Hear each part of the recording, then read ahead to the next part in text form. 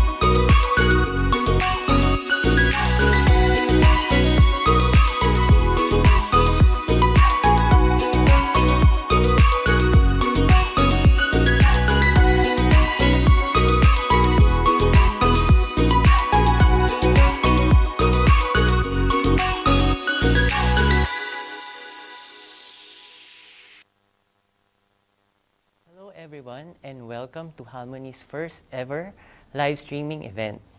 My name is Theresa and I will be your host for today. In this live stream, we will be learning about dog training concepts. But first, let me go through some rules. So number one, during the session, there will be opportunities for you to practice some dog training. Be sure to prepare your dog's favorite treats and follow on the training. Number two, this is not a substitute to individual private training. Some concepts may be too general for your specific case, so do consult with your dog trainer. Number three, there will be a Q&A session at the end of this live stream. So if you have any questions, feel free to type in those questions in YouTube, Facebook, or whatever you're watching. And lastly, we encourage to stay until the end of the session because we will be giving out prizes that you and your dog can enjoy. Okay, great. Now that we are oriented, let me tell you about HAImony. So HAImony is a youth-led community initiative that promotes dog training. For us, dog training is not just a part of dog ownership. It is also learning to communicate with our fur babies. Having a well-trained dog would lead to better environment for everyone in our community. But dog training has its challenges and would differ from dog parents and dogs. So our project aims to help our dog owners to tackle the problems they have during self-training. With the help of our professional dog trainers, giving different resources. One of these resources is this live stream, which would feature theory and practical aspects addressing common behavioral issues that we have during dog training. So, without further ado, I will pass the time to Theresa, a dog trainer, who will be teaching us the common problem of barking at home and how to address that. Thank you, Thirty. Right, so welcome everybody to our very first live stream session. Today we'll be looking at one of the most common behaviors that people tend to call up dog trainers for. It's really one of the most common complaints that people tend to have. So just a very brief introduction. My name is Theresa. I'm a certified professional dog trainer. I'm also a certified training partner of the Karen Pryor Academy and also a Control Unleashed instructor. Now, the common complaint of my dog keeps barking at visitors. What does that look like? It's one of the most common things that people say, but what does it really look like? For some, it could be maybe somebody enters the house, the dog starts to bark. Or for some dogs, the moment they hear the doorbell or they hear the door buzzer go off, they start to bark. And later on, we'll take a look at why looking at this is really important. Being able to identify what that behavior looks like is going to be important to our training plan. So here's a very quick overview of what we'll be doing today. First, we'll just look at an example of what the behavior could look like. We'll then talk about understanding the behavior, the theory behind it, and how we look at it from a learning theory point of view. Then we'll discuss some approaches to changing this behavior, and this is where we'll be doing demo and practical exercises. Then we'll end off with a Q&A, and we'll tell you more about a social media challenge that'll be coming up. So first, let's look at one example of how this can look like.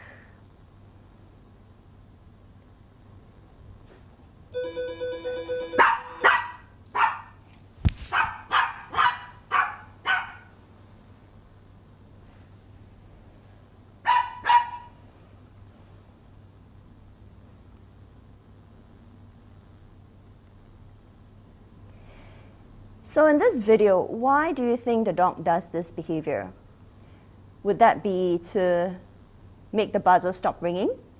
to get attention from the owner, to make the visitor appear faster. For some dogs that are really excited about having visitors, this could happen as well.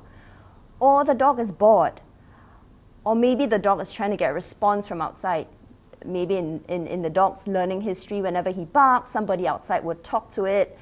It really depends, right? So in this video, if we just look at the video itself, as the dog is barking, the dog is looking at its owner. So we'll have to test a little bit more whether this is really trying to get attention from the owner because the owner is home. And does the dog also do this behavior even when the owner is not at home? So let's look at understanding behavior. Your dog's behavior is made up of many parts, first of which is genetics, and then his learning history, and then of course it's also his medical conditions. For genetics, firstly, he is a dog, right? He's going to do very natural doggy behaviors. Like barking is a very normal dog behavior. So is chewing, digging, rolling in dirt. All these are natural dog behaviors, things that dogs do which are very different from what humans do. And secondly, what was your dog genetically bred to do? If you think about the early days when people were breeding dogs for certain jobs, they wanted the dogs that were barking the loudest, barking continuously, to herd the sheep. These are characteristics that people were breeding dogs for because these were traits that they wanted to help perform those tasks. And also when we talk about genetics, what your dog was born with. For some dogs, for example, our Singapore Specials, they are already born with a much higher level of anxiety than most other dogs, right? When their mom was carrying them, if she was on the streets, constantly fearing for her life, all that anxiety, it's a chemical that's being passed on to her puppies. So at the moment they're born, they are already born with a slightly higher level of anxiety than many other dogs.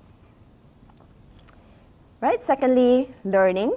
What has your dog's previous learning history taught them? Did the barking produce the consequence that they wanted? If so, then they're going to repeat the behavior because it's a good behavior to do, right? To get what they want. And then we look at medical. Is your dog feeling unwell? Say if your dog is having a bad stomach, feeling unwell, then that's more likely to make the dog bark or do certain behaviors that they normally wouldn't do. The other thing about the medical lens is also it's an internal environment. It's also the level of anxiety that they may have.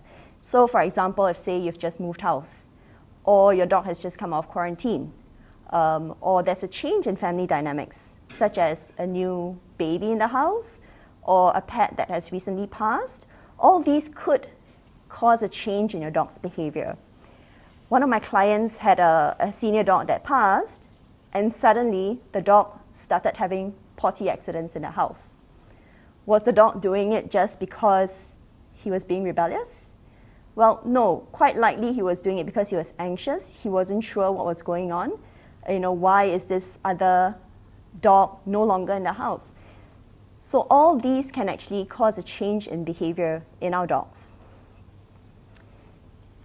Right? Lastly, we'll look at the current situation. Even if your dog is a barky dog, he's not going to be barking 24/7, right? Something in the environment is going to tell him, now is the time to do this behavior because you're going to get this outcome that you want. So we'll always have to look at the current situation and look at what it is that is telling the dog, do this behavior now. Okay, so before I move on, I wanted to share a piece of good resource with you. If you'd like to understand more about your dog, taking into account all these different lenses, there's this book by Kim Brophy. It's called Meet Your Dog, and she explains very well how to understand your dog better.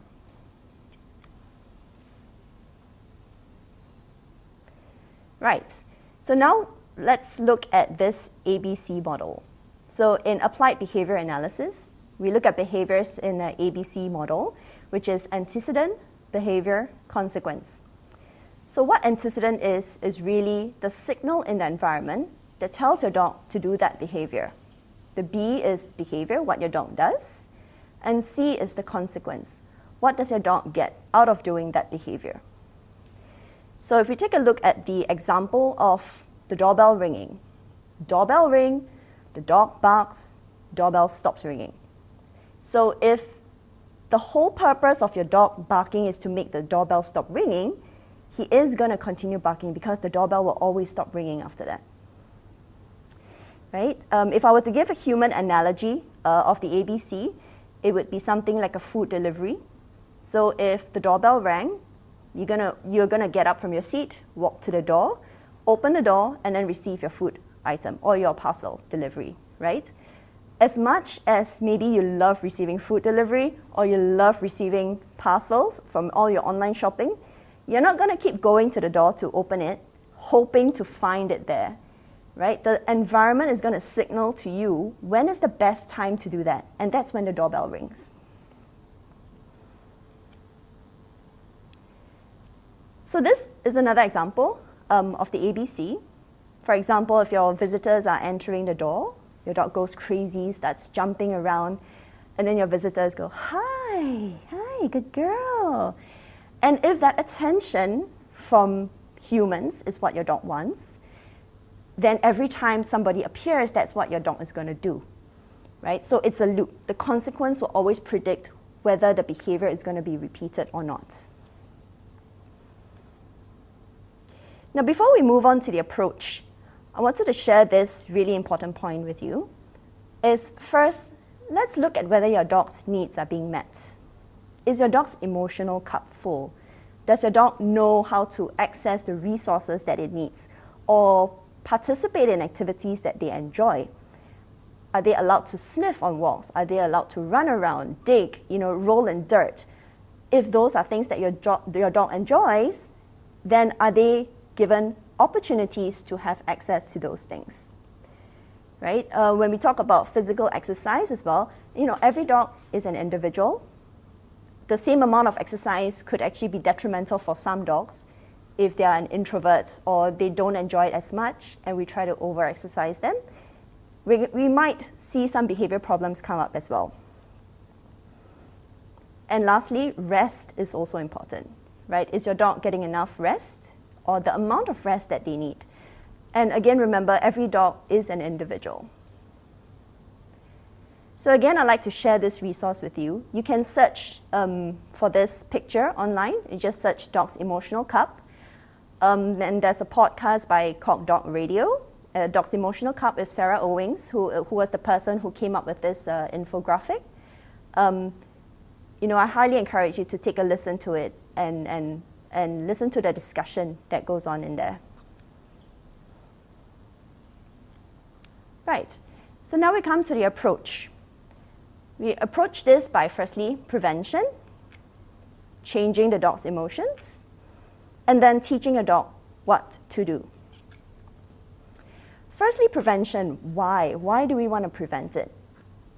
Now, firstly, it's important to try to weaken the behavior. Remember we spoke about the ABCs.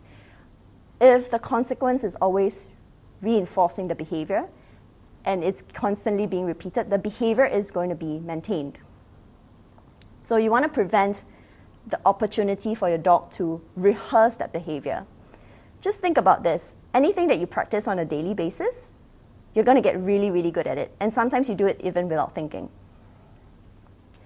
Right? And you also want to prevent it because so that when you start to introduce the stimulus, you are there to teach your dog the alternative behavior. What else to do to get the same consequence or to get an even better consequence. Now, how do you do this? I would encourage you to be creative. Really be creative. So these two pictures here are some examples of what my clients have done. One was, the dog was barking at the doorbell, so we put a sign there say, please do not ring, call me instead. I don't want my dogs barking, right? The other one is an internal buzzer. When we were doing the training, the dog realized that, when you're playing the sound from a Bluetooth speaker, it's actually not the real thing because I know this panel usually lights up. So again, the panel lighting up is another stimulus that the dog is perceiving to tell it, now's the time to bark. Right? So think about what are some of the possible management strategies. Things like baby gates, keeping as much distance as you can from whatever thing that is telling your dog to bark.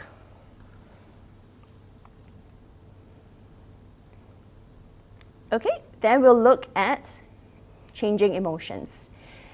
So an important thing about changing emotions is really being able to read your dog's body language, right? Dogs don't speak English. They speak with their entire body, from their ears, their eyes, their mouth, the entire body where they're placing their body weight, and also their tails, of course.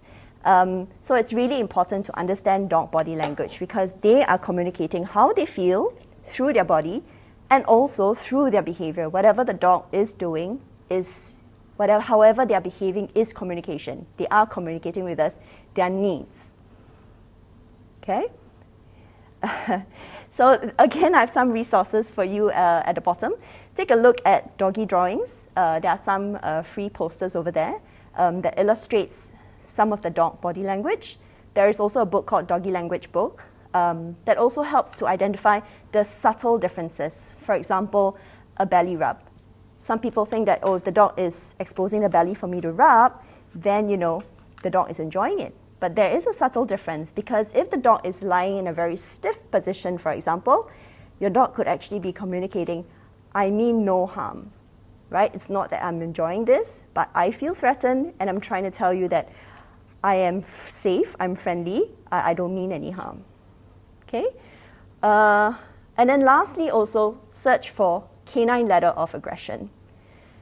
What this tells us is dogs will escalate their communication if their earlier, more subtle signals are not being heard. Just like us, right? If a salesman comes to us and we say no, and the salesman stops and goes away, the next time a salesperson comes, we're just going to say, oh, no thanks. But if the person continuously bugs you, you're going to start to raise your voice, and if he still bugs you, you might then end up pushing the person away, right? You are going to escalate your communication when you think that your earlier subtle communication did not work.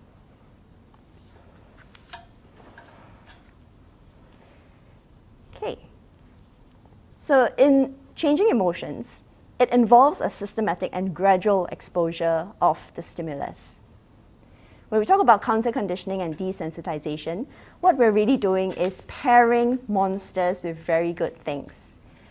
Initially, maybe the dog doesn't like the truck, but if over time we always pair the appearance of the truck with something good, after many, many, many repetitions, whenever the dog sees this truck, he's like, hey, that's the cheese truck, right? Hey, human, give me my cheese. Okay? A point to note also, the timing of this is really important. The scary thing or the thing that the dog doesn't like need to appear first. If we do it the other way around, we end up poisoning the very good thing. Okay, so firstly, monsters always cause very good things, which means that in training, we need this to be predictable. Which is why in the earlier prevention topic, we say to try to minimize your dog's exposure. Because if your dog is experiencing it and not getting the good thing that he was promised, then he's going to learn that, okay, monsters don't always cause very good things, right? Sometimes monsters are really scary and can scare me. Okay. Secondly, only monsters cause very good things. And what is this very good thing that we need to identify for our dog? If it's something really high value, you want to save it aside and use it only in that particular scenario. Okay? And this very good thing will differ from dog to dog. Right. And thirdly, monsters must keep their distance and gradually get closer when the dog is comfortable. We'll talk more about this in the next slide. Okay, so it's important to have the love of very good things be stronger than the fear of monsters. So when you're trying to change your dog's emotions, And when I say change emotions, it does not necessarily mean fear, actually. It could also be overexcitement. When we're trying to change those feelings and emotions, the reinforcement or the thing that we're trying to give to our dogs needs to be of very high value. Okay, so in keeping distance and gradually getting closer, there are various dimensions, such as distance, intensity, and duration. So distance, what we mean would be, for example, physical distance. Intensity would be how soft, how loud. So in the door buzzer example, if we did a recording of it, we can control the intensity, right? We can start at a very low volume and gradually increase it. And then also duration. Do we let the buzzer go on for the entire 2 seconds? Or can we cut it up and start to introduce it only for a split second, for example, for a start? So in changing emotions, it's important to identify which antecedent, which signal in the environment. So if I were to look at this whole chain of events, so if the buzzer rings, you go to the panel, you press the door unlock button, then the dog hears the lift bell go off, he hears the footsteps approaching, someone knocking on the door, and then suddenly someone appearing in the doorway.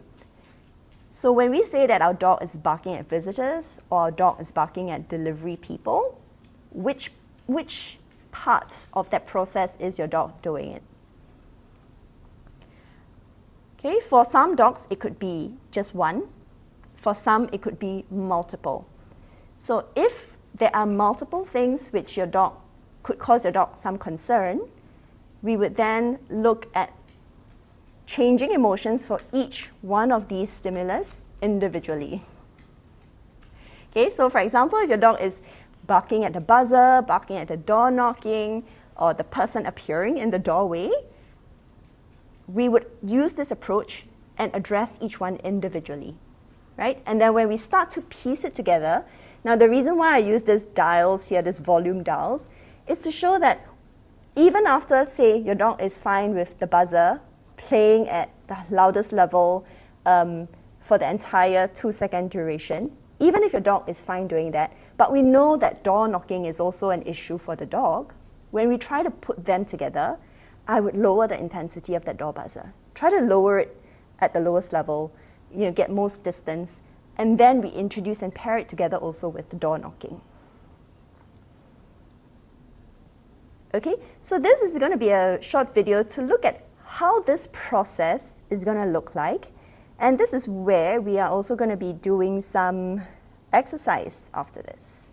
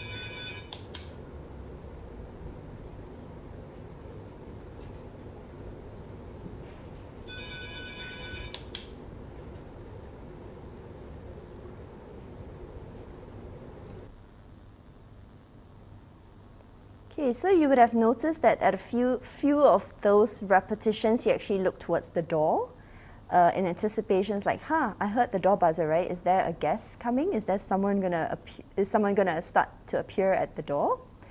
But no barking, great. And that's what we want. We want the dog probably is gonna notice the stimulus, but we don't want the dog to overreact to it. Okay, so we're gonna do some demo. And what you'll need if you're going to follow us from home is you're going to need a hungry dog, a cup of treats. So for example, I have a can of food here, and if your treats in there, and then also a piece of furniture that you can knock on. So this exercise that we're going to do is just to simulate door knocking. You can then apply the same technique to any other stimulus, right? For some dogs, if even knocking on other pieces of furniture can be too much. I did have one client where we were not able to knock on any piece of furniture in the house. We actually took him downstairs. We took it out of context. We introduced door knocking in an environment where he normally doesn't knock. He doesn't bark. Okay. Okay, so I'm going to do a demo, and Heidi is going to love this because she's waiting the entire time for this. Okay, what we're going to do is we're going to knock, and when the dog does anything other than the unwanted behavior, we're going to say yes and treat. Now this marker is important because we want to mark the moment that tells the dog that thing just got you a piece of treat. Heidi, you want to come here? Good girl. Do you want to sit? Good. Okay, so I'm just going to do a very quick demo. And this is how it's going to look like. Okay, just going to put my piece of fruit here. And the process is going to be like this. Yes.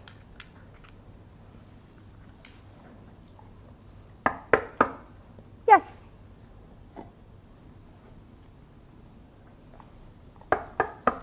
Yes.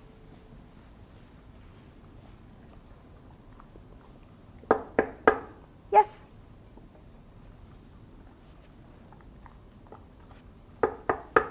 Yes. Good girl. Thank you. Thanks for your help. Okay, so notice a few things.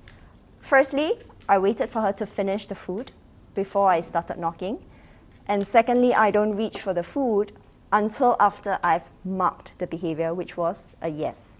Okay, so I'm just going to repeat that a few more times. Yes.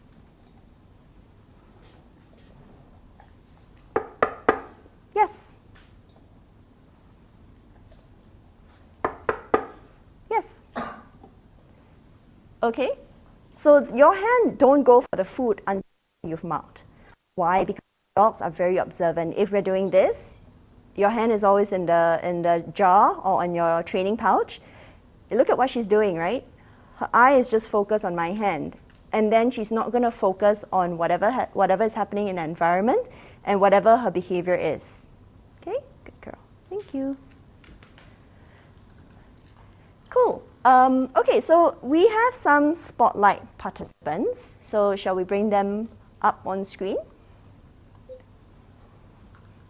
Great. So hi, we have BP in the top screen, and then we have Cass and Monique in the bottom screen. And they're going to be trying this same exercise with their dogs. Okay, you guys want to just start first, and then we'll spotlight one of you individually.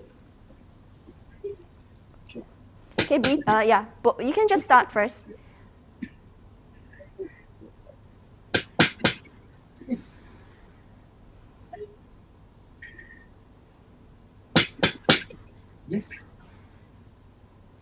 Good.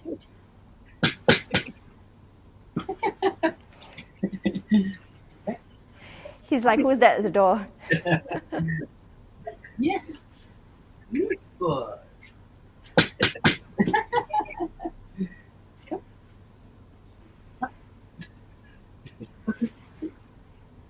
Good boy. Good. Yes. Okay, so in this part of the process, all we're doing is just pairing that association.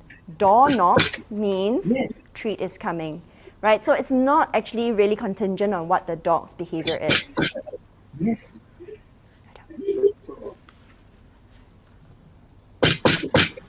Yes. Okay, shall we bring up Monique and Cass? And let's mute BP.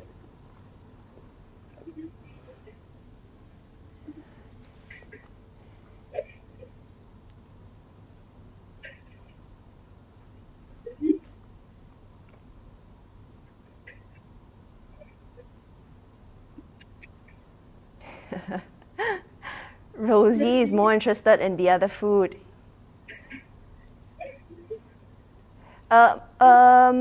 Monique is working with Rosie, is it? Yeah? Are you using the same treat as Cass? Different? Okay, so maybe it looks like, Rosie is much more interested in Ollie's food. Something higher value. So just place a treat down in front of her, yeah? Okay, so place a treat down in front of Rosie, just right in front between her paws, yeah. Yeah, just place it on the floor. Do you want to put it closer to her? Let her have it? Just between her paws, yeah? Good. Good girl.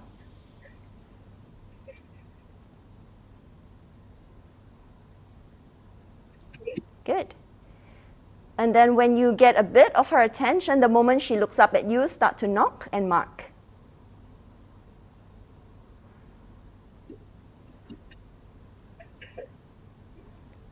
Good. Continue. Good. Continue. Very good. Yes, good. Yes, good job. Good. Very good, thank you.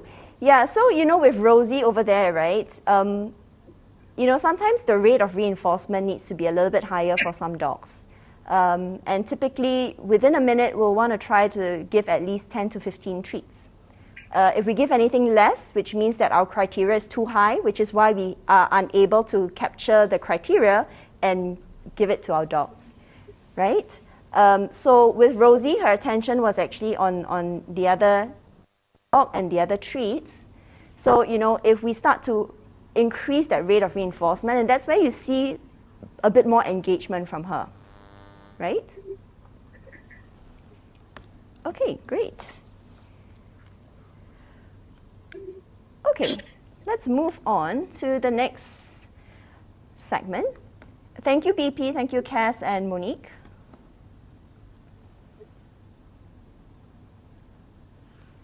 Okay, so we want to, lastly, teach our dog what to do, right? Because our dogs are living things. We can't just say do nothing because they can't do nothing, right? We have to tell them what to do instead of barking. Okay, so that you can actually look out for the behavior to reinforce. So in this next video, it's actually one of my client dogs. He was very excited. Whenever the buzzer goes off, he knew that someone was going to come, and he loves people. So what happens when the buzzer goes off? Owner goes to the panel to unlock the door. He's already at the door, wagging his tail, tapping his feet because he's so excited somebody's going to come. And then the moment the door opens, he runs out and jumps on whoever that is, right? He's not afraid. He's just like, oh, hi, human, and then he wants pets and attention, right? So we did the same thing with him with the door buzzer. What we did was with the door buzzer, we then cued him to go inside his playpen.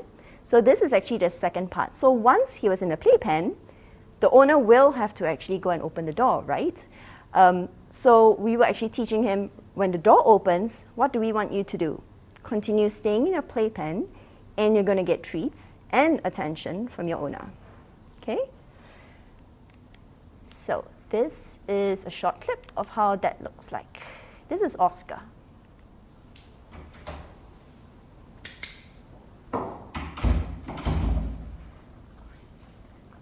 So you can try pretend to say hi.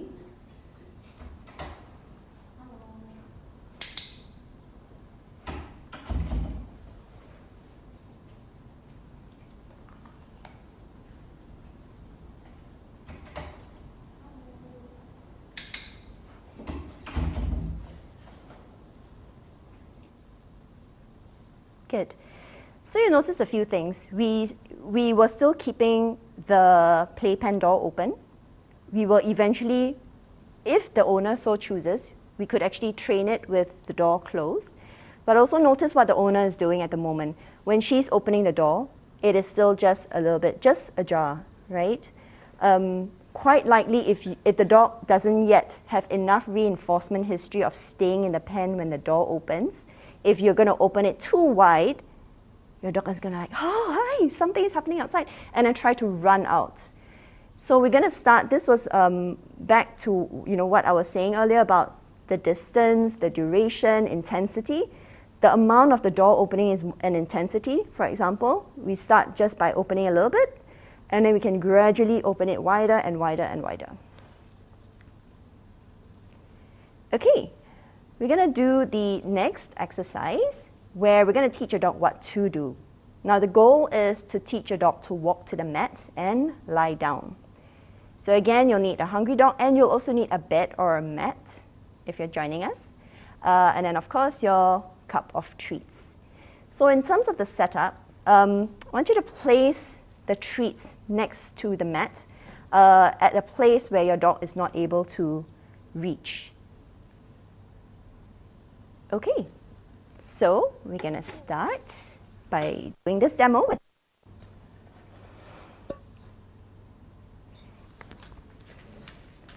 Okay, so step 1, so you're going to place your treats here, the mat is here. Step 1, all we're going to do is form that association of, when I say mat, you want to find treats on the mat, right? So this is how it's going to look. Mat, mat, mat, mat, mat, and then reset. Mat, mat, mat, mat, mat, and then reset. Mat, mat, mat, mat, and then reset. Okay? So we can bring BP, Monique, and Cass back up. And you're going to be doing this set at least 5 to 10 times. So you're just going to pair that association of when you say mat or bed, what cues are you actually going to use, BP? Place. Place, okay. And Monique and Cass, what is your cue to be on the bed or mat?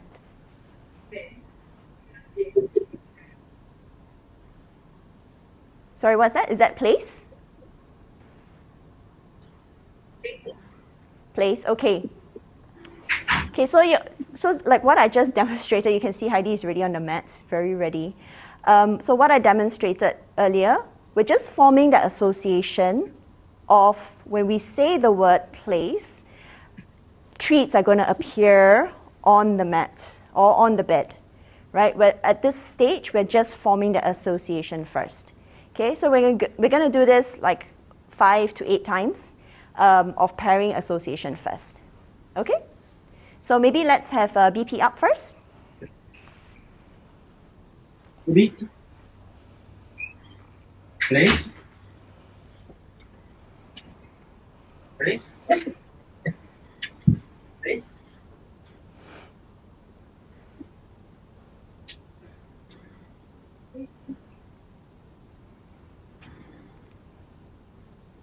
Place.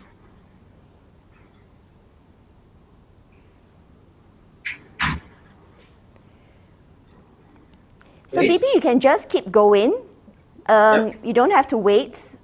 We don't need to have gaps in between. All we're teaching him is place means a piece of treat is going to appear on the mat. Place. Place. Place. Okay, throw one reset treat out. Place. Place. Place. Good. Place.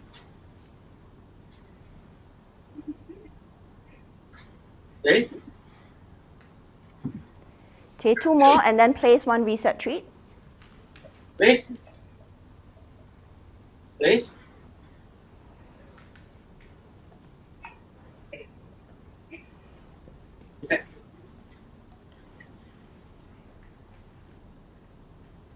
Please. Please. Please. Please. Okay, and then you can reset him. Please. Okay, we're going to spotlight Cass and Monique now. In the meantime, you can continue with the same exercise. Okay. Yes, good. Reset Rosie, and then, yep.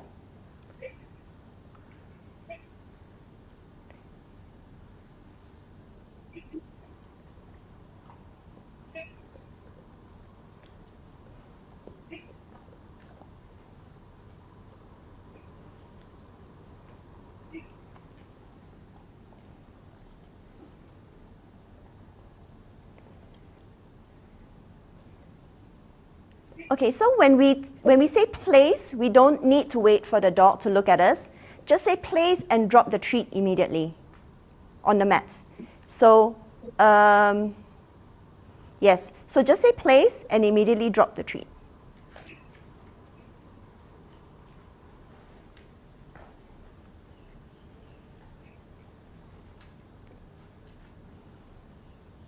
And then reset. After every 5 treats on the mat, you're going to reset outside, get your dog off. Good.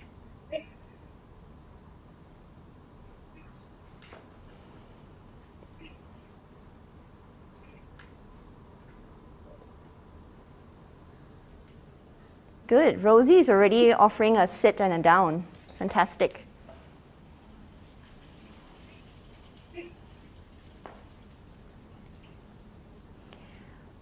Okay, great.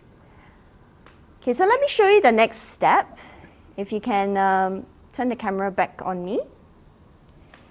Okay, so what we did there was really just to form the association that mat or place actually means that food is going to appear there. Now we're going to start to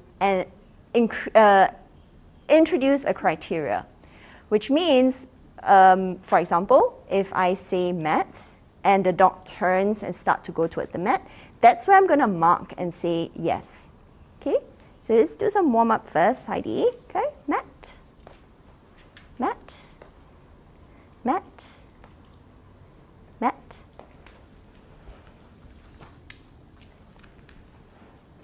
mat, yes, mat, mat, mat,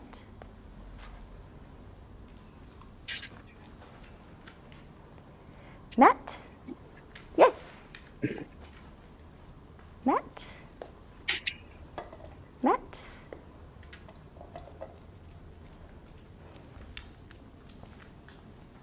mat, yes, mat,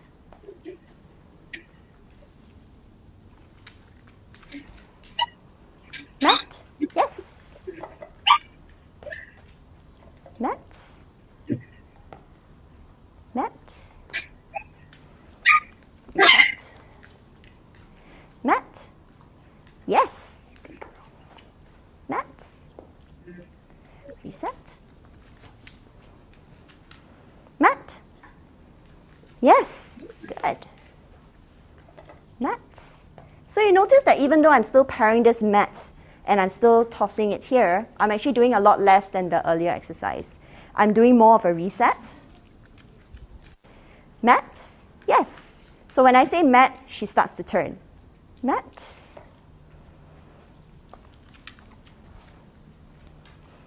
Mat, good. Mat. And then reset. Mat, yes. Mat. Mat.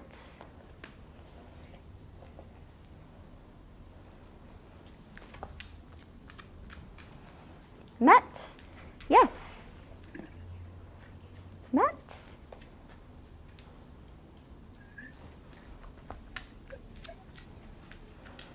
Mat, yes, good girl. Mat, good. Okay, so I'm now just marking her orientation towards the mat, right? If we're trying to wait for the end goal behavior, which is walk to the mat and lie down, she's not going to get a lot of reinforcement in between. So now we're actually switching to another technique, which is what we call shaping. So the moment I give the cue, she orients towards the mat, takes one step. I'm going to mark it yes, and then you get a treat on the mat.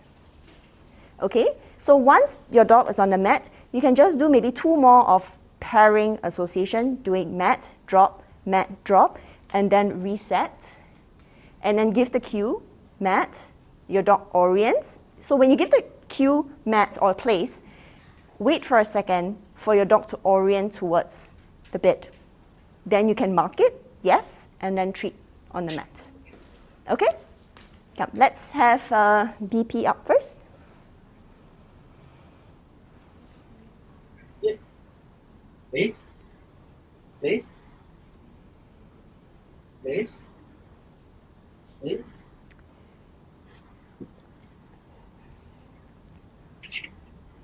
Please. Yes. Brownie is trying to steal. Please. Someone got to the mat faster than him. Yeah. One by one. One by one. Please. Okay, maybe you want to get your other dog a little bit further away, or get him to at least face the other direction, so that when the foot drops, his head is not just immediately going in. Okay, maybe let's have Monique and Cass first.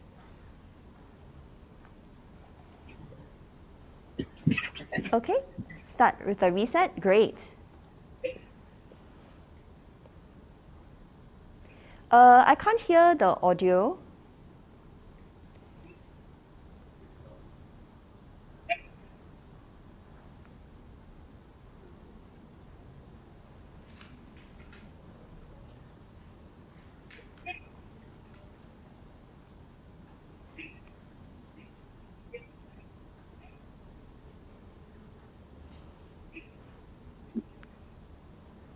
Good. Rosie looks very good. Good.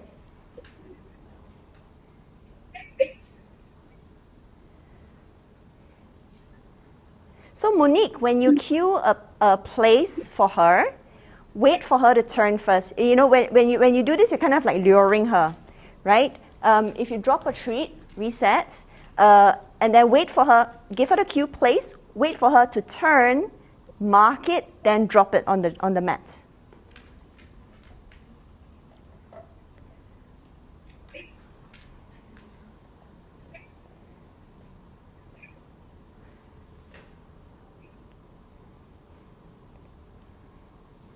So Cass, if Ollie is not stepping on the mat, then I would go back to that earlier step. Just form the association, do mat, treat, mat, treat.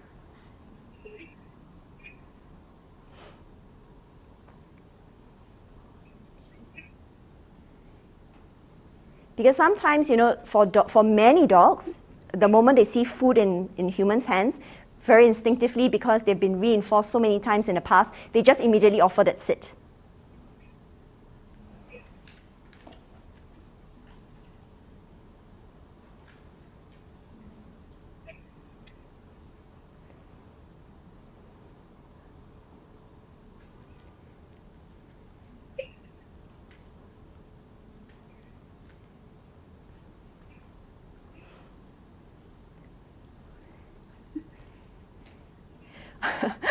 Ollie is not going to the mat, is it? Even with the food on it? I can't hear them actually.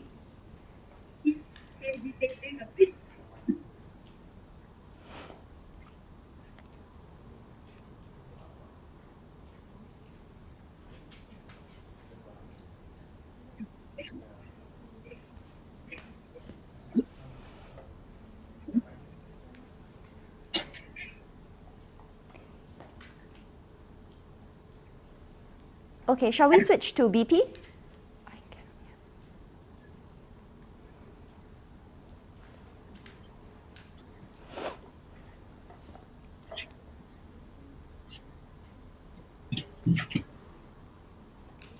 Please.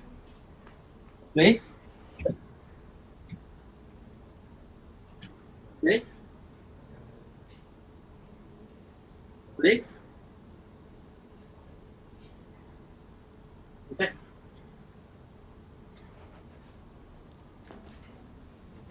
Reset.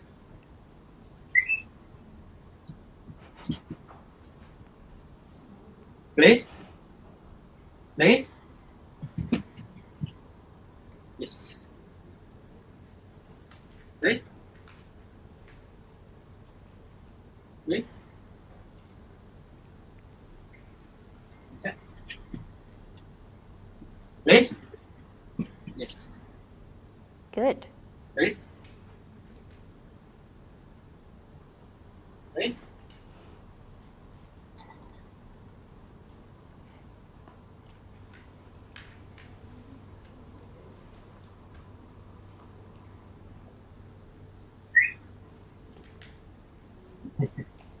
There could be some food stuck Stuck inside. in there, is it? Yeah, yeah.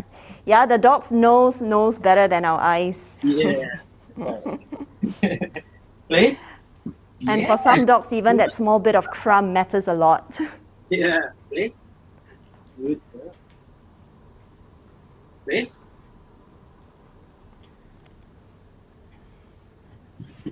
Good. Please. Yes. Good. Nice. So you can start to increase criteria already. You know, if your dog is already orienting towards the bit and already took quite a few steps towards the bit, right? You Yep. can then withhold your yes until you get the maybe one paw on the bit. Right. Yeah? Because your dog is already, you know, turning towards the bit and already walking there, right? So then wait a split second, and then the moment you get that one paw, you can go yes, and then treat. Okay? So when we increase criteria, we want to increase it only really gradually, right? We don't want to confuse the dog. We don't want, you know, the rate of reinforcement to be too long, because then that's not clear for the dog when we're trying to teach them a new behavior.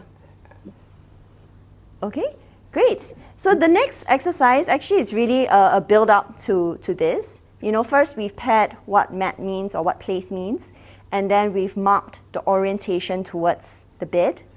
Next, we're going to look to see if the dogs can actually offer more behavior, right? Can I go there?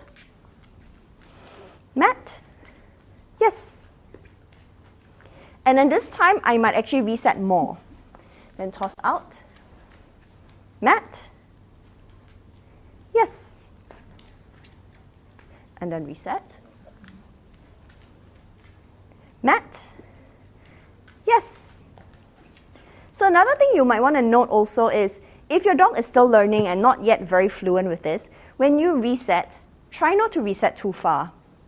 Right? For some people, they might, you know, toss the treat all the way there, and actually for your dog to actually be able to walk to the bed is actually quite a distance, right? So I would increase that distance of reset only when the dog already knows what mat means. Okay, I'm going to give you a reset treat. Mat. Good.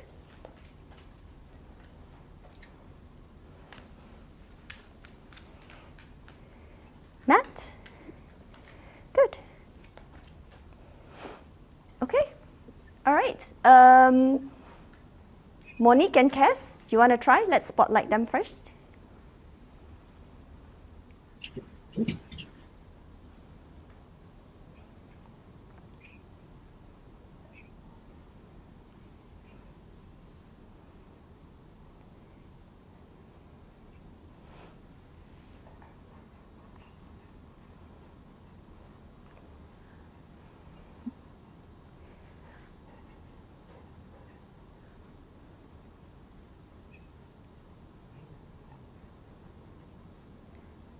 Okay, so Monique, try to not show her the food yet, because when we kind of like show her the food towards the mat, then that's where we're kind of like luring. Luring is fine, but you know, if we rely too much on the lure, then the dog is just kind of like following the lure. You know, like how when you drive with a GPS and you're just following the directions, it says turn left here, turn right here. We're not really thinking about how do we get to that destination. Yeah, so you can prompt and lure a little bit to get the behavior started, but try to fade it away as much as as early as you can. Okay? How's Ollie doing? Is he eating the food on the mat?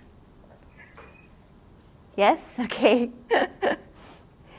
So, he's offering a lot of default behaviors, because if he's often been reinforced when you have food, immediately just sit and look at you, then that's always going to be the default, right? He's like, this always works, right? Sitting, looking at you always works. And then he's kind of like, I don't know what this new behavior is. Yeah, so we have to break it down a little bit more into smaller steps for him. Yeah, it's very, very common. That dog that I showed you, Oscar, at the door, he was throwing a lot of default behaviors when we were training him, right? He was always offering the sit and a heel position, because that was what was heavily reinforced in the past. So they know those behaviors always worked, right? Now we're trying to teach them something different. Okay, great. Thank you so much. Okay, I think we're not going to do any more demo. We're going to go back to the slides, because we have a few more things to talk about. Okay, so this is what I was going to talk about when we are trying to teach a dog a new behavior. It's always going to be incremental steps that we want to reinforce. If your goal is to teach your dog to walk to the mat and lie down, and if we wait just for that final behavior, your dog may not be reinforced for a really long time. So any small increments towards that final behavior is what we're going to reinforce. So we did walk towards the mat, the dogs orienting towards the mat. They also had one paw on the mat, right? So when your dog is already offering these behaviors, start to increase the criteria bit by bit, by bit, by bit. And for some dogs, they could maybe, jump many steps. For some dogs, they need the steps to be broken down even more.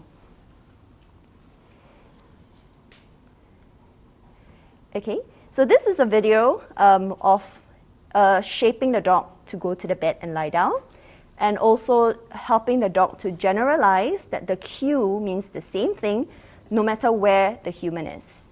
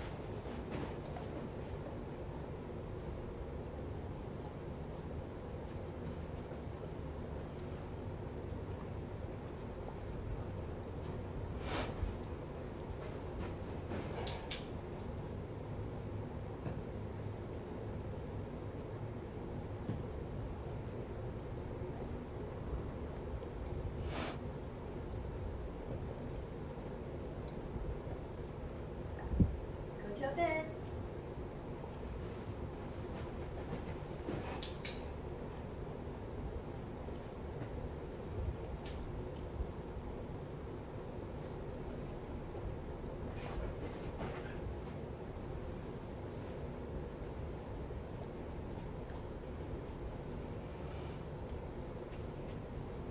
to bed.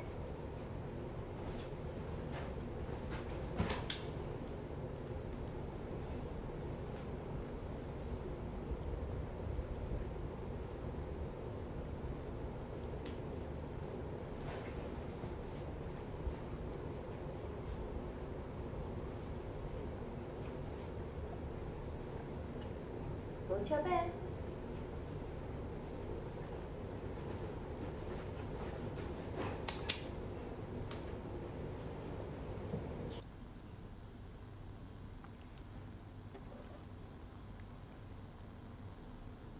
Okay, great. So after we've actually taught the dog that the buzzer means nothing, right? The buzzer, just look at me, you're going to get treat, and then we've taught the dog what to do. We can now transfer the cue, right? What transferring cue means is that we're going to introduce the new cue and then give that familiar cue. So if the doorbell rings, we cue bed, the dog goes to the bed, the doorbell is going to stop ringing and the dog gets treats and attention. Okay, over multiple repetitions of this, the dog is going to anticipate every time the doorbell rings that you are going to tell it to go to the bed. So after many reps, doorbell ringing, the dog is going to go to the bed and then get reinforcement. So this is a very short video of how that process is going to look like when we piece it together.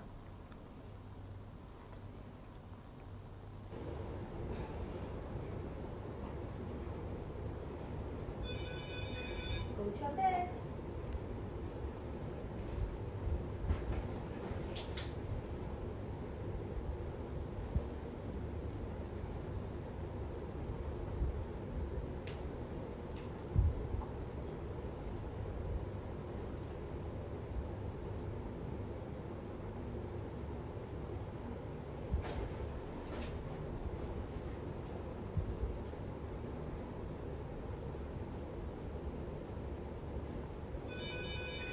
Go to your bed.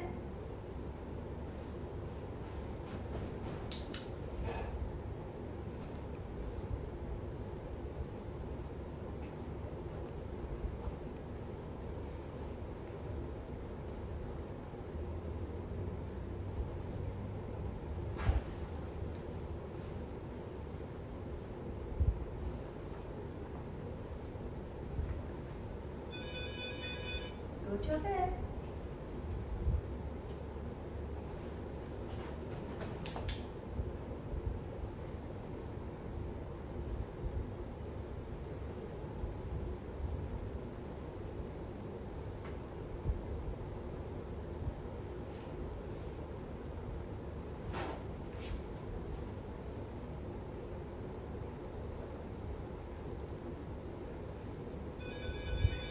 Go to your bed.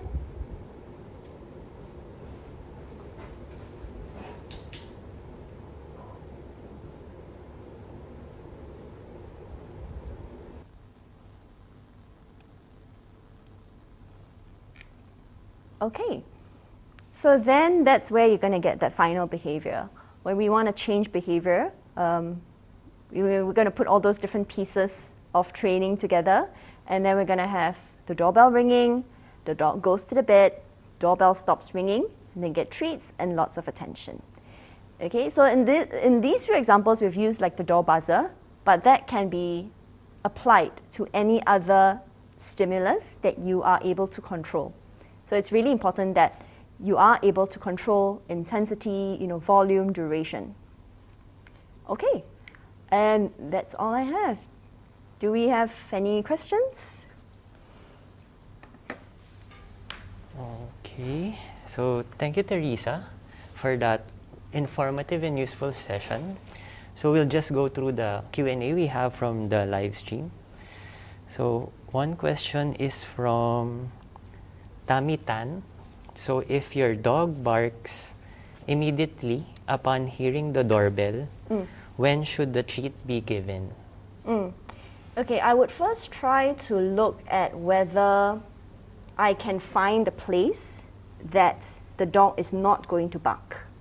If the dog is immediately just behind the door and very close to where the doorbell ringer is, I would firstly try to see if I can move the dog to a place that's further away. Can I mute the sound on the doorbell? Some doorbells you can actually control the volume. If it's a very old doorbell, you can think about whether you can maybe paste some cotton wool to kind of like diffuse or soften the sound, and try to make all these changes and see, can I find something or somewhere where the dog doesn't bark? And that would be the place to start training. Yeah. So in that earlier example that I gave, where we actually brought the dog outside the house, we brought the dog down to the lobby and we started introducing that door knocking because we were just not able to find any place within the house that the dog would not bark. Yeah. Okay. So another question is from Cindy Lim. She's asking, if the dog is not treat motivated, how do I train him? Yeah, so we want to look at what the dog is interested in. If the dog is not food motivated, I would first probably try to address that. Because getting a dog to be able to eat is going to be really important for a variety of reasons, right? You want to be able to tell whether the dog is not well or not. So if the dog is not food motivated, I would first look at trying to address that or try to train that behavior, because eating is also a behavior. It's just maybe at the moment a less preferred behavior for the dog, but being able to eat is actually going to be the most efficient way to train. Right? So if in the meantime, I would try to also look at, is the dog interested in playing? For example, maybe the dog enjoys fetch. I could ring the doorbell, fetch, ring the doorbell, fetch, if that's an activity that the dog really enjoys. So when we look at reinforcement, it's important to look at what that individual dog is willing to work for, what they really enjoy, what is really going to be reinforcing to them. Yeah. Okay, so the next question is from Esther Tan. She's asking, is it better for visitors to knock on the door or use a doorbell? Will it affect the dog's behavior? So it depends on what my dog is barking at. So if my dog is barking at both, I would probably tell my guests not to do any of those in the meantime. While I'm training my dog, I would not want these two things to happen. I would paste signs outside that say, do not knock, please call me, and then I will come and open the door for you. Right? If it's specific that the dog is barking at doorbells and door knockings, then those are things that I do not want to happen outside of my training. I want the dog to experience it only when I'm training it, so I can teach the dog, look, door knocking produces really good outcomes. Okay, Yeah. The next question is from Feria Lim Cherry, and he's asking, how about how to stop my dog from barking at my friends or family when they are near me? Okay, so it would really have to depend on how that behavior looks like. You could spend time training it, of course, but in the meantime, if you are not yet able to train, my advice is really to use management techniques. Management techniques meaning using baby gates, playpens, right? So that the dog is a little bit further away from stimulus. But if I were to set that up, and if my dog is here, I can then pair that with somebody approaching, and then that person approaching me gives you cheese or something that you really enjoy, right? Because we need to also understand, why is the dog barking at the friends? What's the function of that behavior? What does the dog get out of doing it, right? Is it because when someone comes near, the dog barks, the person, oh, okay, let me go away, right? If that consistently happens, then the dog is actually barking to ask for distance from the stranger. And I would also test it to see whether it makes a difference between the owner, the dog being next to the owner. If the human approaches the dog without the owner present, does the dog display the same behaviors? So there are all these different kind of like nuances that I would test out to try to understand why the dog does that behavior. Yeah. Okay, the next question is from Ho Ching Mi, and she's asking, what if my dog starts barking when I'm outside? Is there a way to reduce it? Outside meaning when they leave the house? Yeah, I'm guessing. Okay. So it will really depend on, I guess, whether it's separation anxiety related, or is the dog just barking at that moment when they're like, hey, you're going somewhere and you're not taking me along with you? Again, I would look at, when does the dog do that? When does the dog not do that, right? And then I would start from there. Because if we are always leaving and we're always gone for like say 8 hours a day, the dogs might feel like, oh, the moment you step out this door, I don't see you for like the next 8 to 10 hours. Then there could be some anxiety there, right? With separation anxiety, it can be a longer process, but ultimately what we want to teach the dog is, if I'm stepping away, I'm going to come back before you know it. I'm going to step away and come back before you know it. Oh, so if it's separation anxiety, I think this is related to the next question from Saver. So he's asking, how does he reduce it for separation anxiety? Yeah, so with separation anxiety, actually there is a whole list of training that needs to be done. There's no quick fix with separation anxiety. There's a lot of different components that we would have to work on. And then we always have to bear in mind that we need to start at where the dog is going to be successful. With a lot of separation anxiety cases, if we try to stretch it for too long when the dog is not yet ready, it's going to be detrimental to the training process. So we always have to make sure that whatever training we're doing, we're always going to be getting that successful behavior that we want from the dog. Oh, yeah. Okay. So I think due to time constraints, we'll go to the last question. It's from Pam. So she's asking, do you have a question? You have a question? So Pam was asking, how do I apply this if my dog is barking due to hearing footsteps outside? Okay. Since footsteps are harder to control, the training with the ringtone on my mobile. So she's saying that the footsteps are harder to control. So how do you train your dog in terms of that? Yeah, I would look at a few things. Firstly, can I place my dog as far away from the door as possible? By using baby gates or, any other management strategies to keep my dog as far away from the door as possible. And then I might also look at putting some white noises, some sounds to kind of like filter and buffer out some of the noises that could come from outside. And then, so similar to the very first question, look at where is a successful starting place to start the training with the dog, right? Yeah. Oh, so I think we have a few more questions just coming in.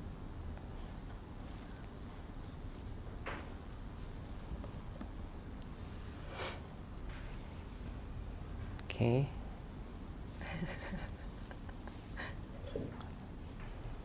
Oh, there's one from Belle. Okay. So she's asking, if I have to address every antecedent step by step, how long will the process take? So it depends on many factors. Of course, also how long the dog has been practicing that behavior. Which is why, the very common saying, which a lot of people are saying, you can't teach an old dog new tricks. But that's not true. You can still teach an old dog new things. It's just that he has so many years of reinforcement history of doing that old behavior that when we try to teach the dog something new, it takes a much longer time.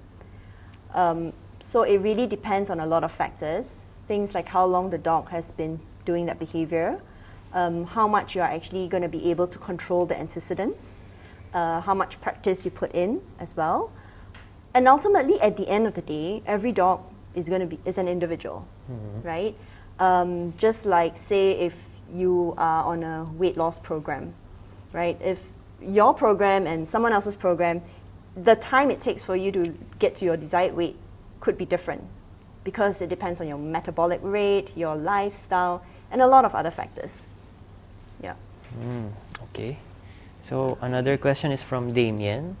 He's asking, how do I apply this if my dog barks in less controlled environments like the vet clinic?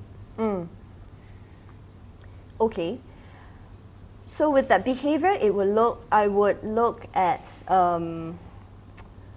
why is the dog barking in that context, right? What's the function? And it also really depends on whether, depends on the clinic of your vets. Some vets who are more fear-free, they are actually happy to come out of the clinic to see your dog if the clinic environment is very stressful. Because it can be very stressful, because remember, barking is communication as well. Why is the dog barking? What does it not like? What does it hope to get out of it, right? Yeah, so I would first look at why the dog is doing that behavior, and then see what I can do to change either the antecedent or change the consequence, right? So I might then say, okay, ask my vet if they're okay to come out of the clinic to see my dog. And this is, I know it's not very common, but it is getting more and more common with a couple of vets that I know. My own dog had our blood draw outside the clinic a couple of months back, because just inside the clinic, he's so stressed, he's just not able to focus or do any behaviors at all. He would not even take a piece of treat, right? It was such a stressful environment that actually when we did it outside, just outside, you know, he was actually able to be a little bit more calm and allowed us to actually grab his leg, you know, and draw blood. Oh, that's nice. Yeah. And I think we have a last question Okay. from Belle. He doesn't want to let go of my hand. She won't let you go.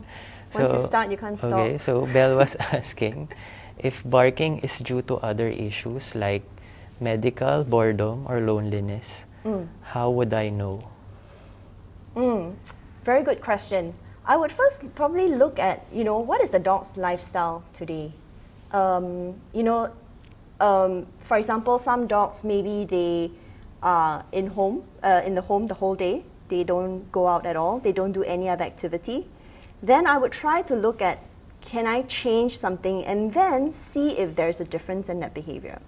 So canine enrichment, which is a whole big topic altogether, is something that I often advise my clients to do as one of the very first few things. Is your dog getting the enrichment that they need? And food enrichment is really one of the easiest.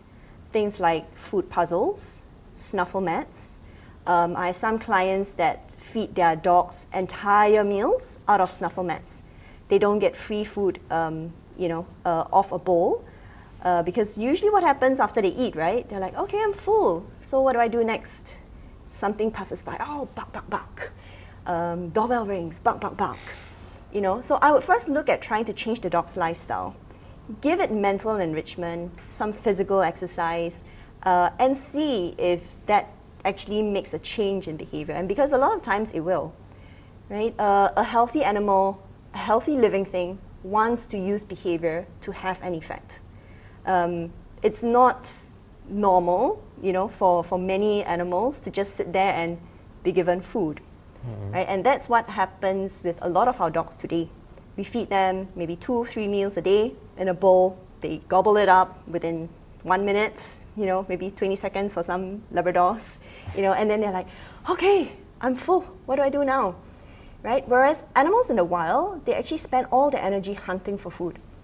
They spend energy trying to locate where the possible food sources are, try to hunt, and then be able to feed themselves. And then when they're full, they find a safe, quiet place to go rest. Yeah? Okay. So I think we're nearing the end of our live stream. Okay. Shall we talk about the social media challenge? Yep. Okay, so this one. So this is our social media challenge. So show us how you're gonna do the things that we talk about in this live stream. Just record the training session, and then check out our posts in the HAImony social media platforms in FB and IG. So here you will be able to stand a chance to win different attractive prizes. You can check out our social media for more information. So